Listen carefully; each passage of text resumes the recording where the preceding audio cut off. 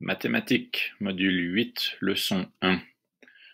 Découvre, page 291.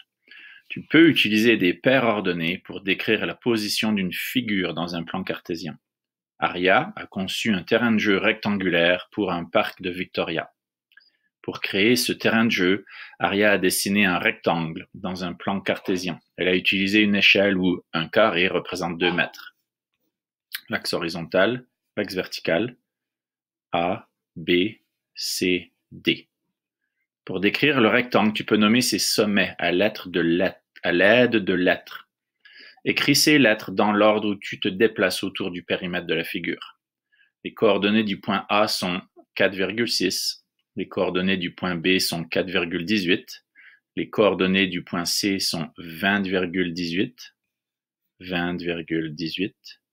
Les coordonnées du point D sont 20,6. Voici les stratégies que 2 élèves ont utilisées pour déterminer la longueur et la largeur du terrain de jeu. Joyce a compté les carrés. Le segment de droite horizontale AD s'étend sur 8 carrés. La longueur de côté de chaque carré représente 2 mètres. Donc, la longueur du terrain de jeu est 8 bonds fois 2 mètres. C'est égal à 16 mètres de long. Le segment de droite AB s'étend sur 6 carrés.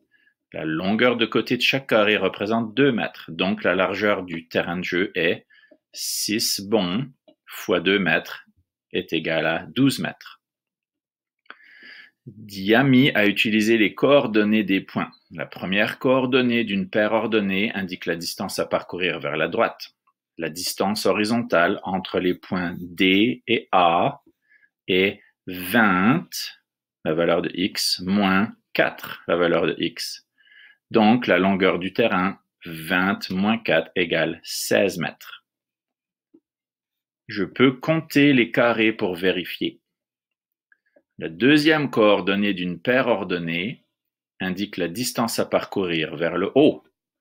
La distance verticale entre les points B et A est 18 pour la valeur de y, moins 6 pour la valeur de y. 18 moins 6 est égal à 12 mètres, donc le terrain de jeu a une largeur de 12 mètres.